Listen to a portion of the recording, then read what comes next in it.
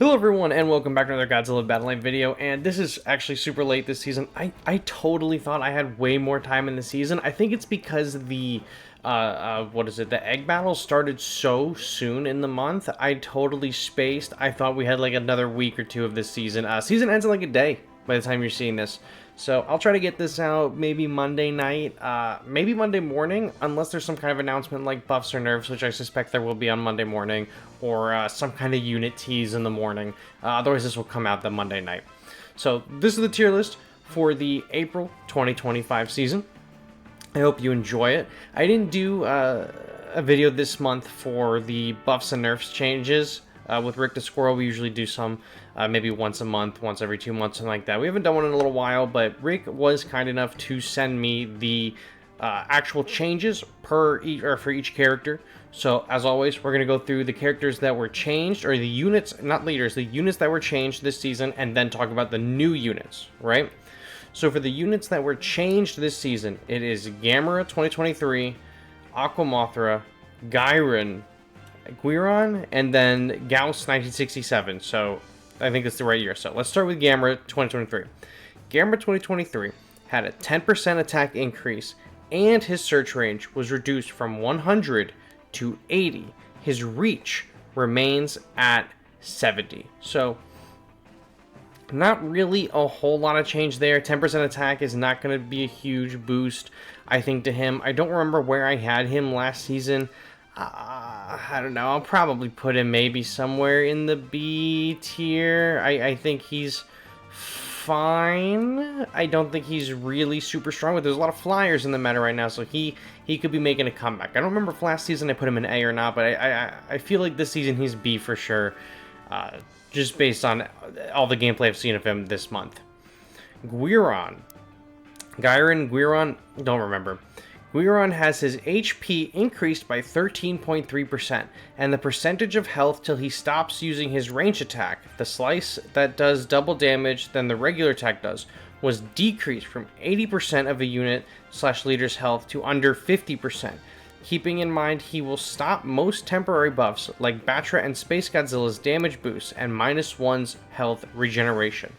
I think he's really, really good. I think maybe last season he was in the A tier. I think Guiron is an easy S contender. I don't know maybe where I would put him in S.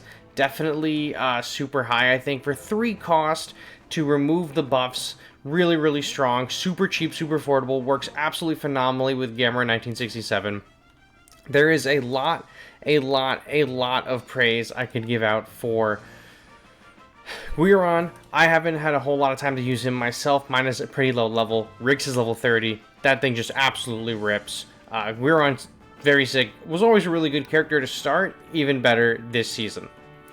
Next is Mothra. Nothing major. Mothra had a 9% HP increase and a 13% attack increase. Mothra is one of those characters that I've always believed, I think recently I had them somewhere in the A tier here, I think, and I still think that they're pretty halfway decent. I'm just going to move them up a tad in the A tier. I like Mothra a lot. I always sing Mothra's praise. Anytime egg mode rolls around and Mothra is a unit I can pick, I always pick Mothra. I like getting the energy back. I like that he can shoot up the battlefield really fast. I like he has a really quick attack speed. Not a huge fan of the expiration time on him, but it is what it is. I liked him a lot. I still like him a lot. I don't think this changes enough to put him over the top into a new category, but I definitely think that is this is definitely a better way to go than most. Actually, you know what? I might put Guiron. I'm putting Guiron up here in the S plus tier for sure. I'm gonna do that. And I'm still talking about where's your name? Mothra? Putting him there. Putting Mothra there for sure. Next is Gauss 1967. Had his cost reduced from 5 to 4. His attack increased by 13.6%. His AoE range damage that puts flying units in a low flying state was increased by 396.2%, and the attack speed of said AoE range damage that puts flying units in a low flying state had its attack speed lowered from 10 seconds to 6 seconds. I still really don't think this is enough to save Gauss. I'm putting him in the D tier. there's just something fundamentally wrong with the unit. I think it is this day and night thing. I don't know what possibly they could do to make him any better. Maybe lower him to a 3 cost, pump up those stats, because his stats are still pretty low. Pretty low. So like what was the range damage before? I'm trying to look at the stats that Rick sent me. So his attack before at level 3 is, or his attack before at level 3 was 258, and now it's 293. And then his range damage before was 52, and the range damage now is 206. So like that range damage increase is really, really strong. This was all level 3 stats for him. The range damage increase on those is strong, but the rest of his kit just does not facilitate. Like, that doesn't make a good unit, right? The whole rest of the character is still like, extremely subpar. I'm not a huge fan of it. I'm still putting him at the top of the D tier. Now, let's talk about the new units. We're going to start with the Chibi Duo. I'm a fan of the Chibi Duo. We're going to read their introduction. On use, grants allied units within range an HP shield. This cannot be applied to leaders or facilities. When the HP shield has been applied, any damage taken will decrease the HP shield first. When this effect is stacked, the HP shield amounts will be added together. I've never been able to do that. Usually, whatever I stack these buffs on, it goes away before I can rotate this thing back in. This support event event battle piece, oh my god, can increase the HP of allied units. The HP shield's ability to increase the unit's HP beyond its maximum is a potent effect. Be careful though, unlike Psychic Chorus, this cannot target leaders. I have mine at level 18, not super high, and it only gives 675 additional health. You can give it in a nice little ring, but that's really not what we're looking for, right? I think this is the weakest of the bunch. It's a 4 cost. With the Godzilla Ultima, you can get it for cheaper, which is really nice. I think this is perfect for a Godzilla Ultima deck. I think that it just needs an increase to the shield HP. I don't know exactly what the change I would make to this is to make this better. I feel like if you gave it a whole lot of HP for a 4 cost unit, then sure. But if you kept the amount of HP the same and lowered the cost, maybe if this was like 675 HP and it was like a 2 cost thing, and maybe Ultima Leader can give it to you for a 1, I mean, sure.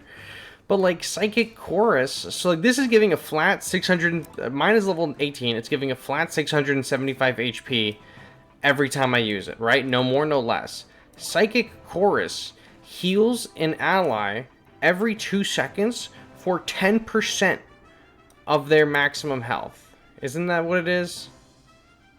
Restores the HP of allied units within range every 2 seconds for 10 seconds. The effect recovery contributed 5 times. Does not heal facilities. Never mind.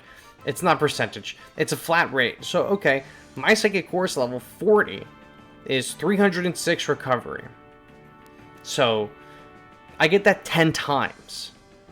That's a lot. That is a lot of usage out of that. What is that? 3,000 healing? No way. Yeah, 3 times 10 would be 30. This is like 3,000 healing, right? At level 40. And that's continuous. I get that at level 18 the Psychic Chorus is doing, 675 in one shot. Maybe at level 40 I'm sorry, Shobujin I meant. Maybe at level 40 the Shobujin are putting in more work like that. But right now, they're not. Not a lot of people have them at 40, and even the people who do have them at 40 or in the 30s are not saying too good things about the Shobujin. Maybe increase the range of the healing. Maybe make it so the shield. Maybe let leaders have it as well.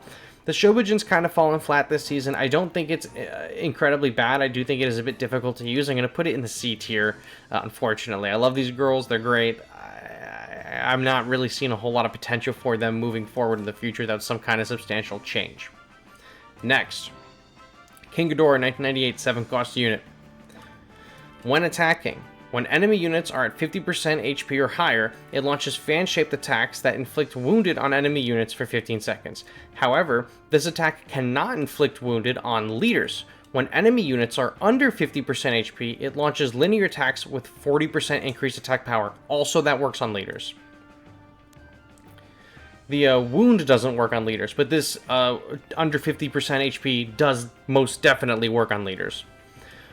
While inflicted with wounded, additional damage will be triggered whenever damage is taken. Damage from status effects like burning and acid will not trigger additional damage, which is unfortunate. This offensive unit uses fan-shaped attacks to inflict the wounded status. Deploying this unit with a group unit that will trigger additional damages can be highly effective. It can also work well as a support unit for allies that have long range or successive attacks. So, this works well if, you have wounded and you hit something with Super X from far away. Super X hits 3 times. Boom, boom, boom. Boom, boom, boom. Yeah, it's 3. Boom, boom, boom. How many times am I going to say boom, boom, boom? You're capitalizing on the wounded, right? In the video that we have for King Ghidorah in this channel, we deployed, what did we deploy? Kamacuras or something with the Ghidorah, and we were able to capitalize a few times on the wounded there. I'm a really big fan of the huge slam he does when the characters, the enemies are 50% health or lower, especially on leaders. That's extremely strong. I think that he is good. I don't particularly think he is the best. I think maybe he's something like this. Maybe he's at the top of A. I really like the wounded debuff. I think the wounded debuff saves him for sure. The wounded debuff is... anyone can capitalize on wounded. I like that a lot. I like his 50% attack change up a lot. However, I will say that this King Ghidorah is one of those characters that was really heavily used at the start of the season. And then, like, about halfway through the month, just totally dropped off. I mean, I'm not seeing him in any matches anywhere whatsoever. So it's unfortunate, but it is what it is. I think this King Ghidorah is good. I think he'll see longevity in the... maybe not as a meta piece, but in the current meta for a long time. The AoE is good. The Wounded is especially good. The Wounded is going to help a lot with, we're a 1967 decks. The Wounded will help with any big-bodied character, Earth, or the Mecha Godzilla from the anime. Any major tank characters, even a Super Godzilla as well.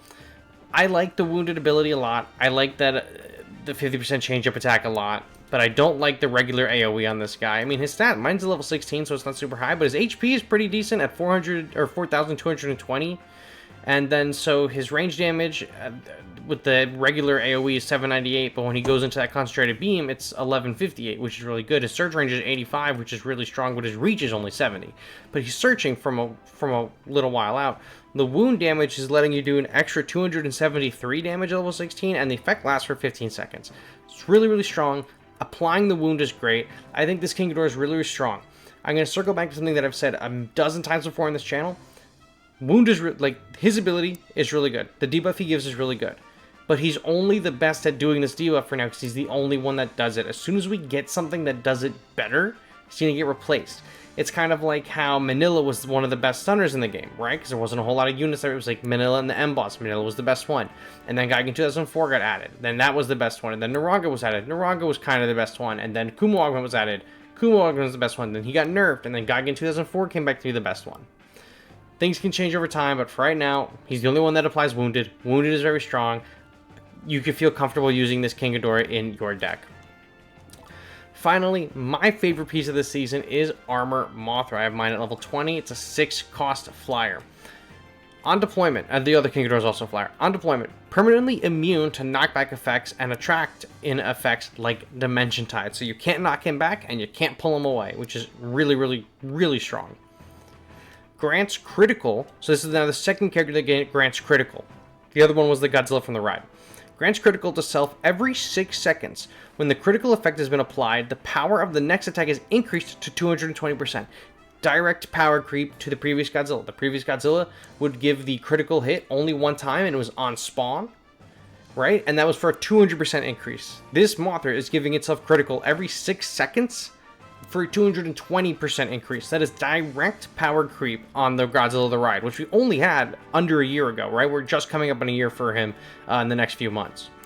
When moving, when an enemy unit is targeted, movement speed is increased by 100%. Damage is taken or damage taken while moving towards a target is reduced by 50%.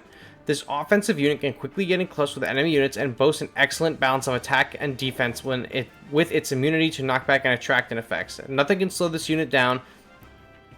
Freezing Sunday.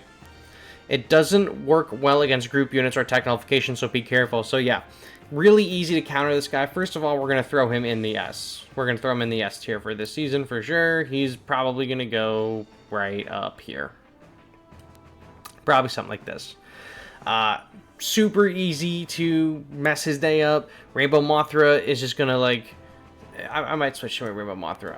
Rainbow Mothra is going to apply shields to everything, and then this guy's attack is null and void. Gigan Rex is going to deploy Gigan Miles, and then this guy's null and void. You can, you know, get Rio locked onto this dude, hit him with a Freezing Sunday, and it's over, right? You can get an insane amount of damage out on him super quickly if he doesn't have that defense buff. So once he stops moving, or once he's like targeted a character and he's gotten right up on them and he stops moving, that's your time to strike, right? If you are attacking him and he's in the calm down, right? So if I Psychic Chorus him and he's on his way down field to me, it's going to take me a lot longer to kill him, even if I have Rio on him, even if I have Ultima Leader on him, or Mothra 2019, or whatever. The longer that he has that defense up, that 50% boost, the harder it is to kill him. When he gets in close, he's not going to have it. He's just going to have his critical hits. In between the critical hits and that defense boost is when you really want to try to kill him. And man, he is difficult. He can be really hard to beat. I thoroughly enjoyed this Mothra. I don't really know what more else to say. I like him a ton. I mean, his stats. I mean, 1.9 second attack speed is crazy on something that gets critical hit every 6 seconds. Mine's level 20. The health is 3,891, and the attack is 787. Critical hit damage, you take that, you multiply that by 220%. The movement speed gets a 200% increase. He has no attract. He has attract resistance. He has knockback resistance, 50% damage taken. I mean, movement speed is 14. He's already super fast. He can hit leader ground aerials and facilities. I mean, he's just like good stats, good information, all on a card. Like the entire kit is purpose built to just be like really solid. He's a really great counter to Godzilla Rio for however long that still matters, because Rio is getting nerfed. We know that already, but the time I make this video, we know Rio's getting nerfed, what was it, next season? But for now, he's really good at countering Rio. He'll still always be really good at countering Rio. He's really good at countering a lot of single target units, like Godzilla Ultima, or I guess Ghidorah technically. Ghidorah has the piercing. Bagan even. Scar King can stun him and bring him in, but then once Scar Kings bring him in, Scar King's not beating him in that 1v1, right? Scar King's gonna get a free shot or two, but he's gonna hit like boom, critical hit, boom, boom, critical hit, boom, boom, critical hit, boom. Like, it's really strong. You need to use group units. He's really going to struggle, especially with Gamera 1967 decks, which I believe will return to the meta after Rio is removed. Rio has been a bane on the Gamera 1967 decks, as well as some units like Godzilla 991 and Ghidorah and Void Ghidorah, but I think they will probably end up making some kind of comeback, and it's going to absolutely trounce Armored Mothra. I still think he's really good. An absolute beater to have on your team. Meta, this season for sure. Next season, it's yet to be seen. But guys, that is what I have for you today. I hope you enjoyed this trailer. I'm sorry that it's late. I thought I had way more time this season, and I looked at the calendar and I was like, shit, it's ending in the like two or 3 days. So this is what I got for you, and I hope you enjoy it. Thank you so much for watching, and I will catch you on the next one. Bye-bye.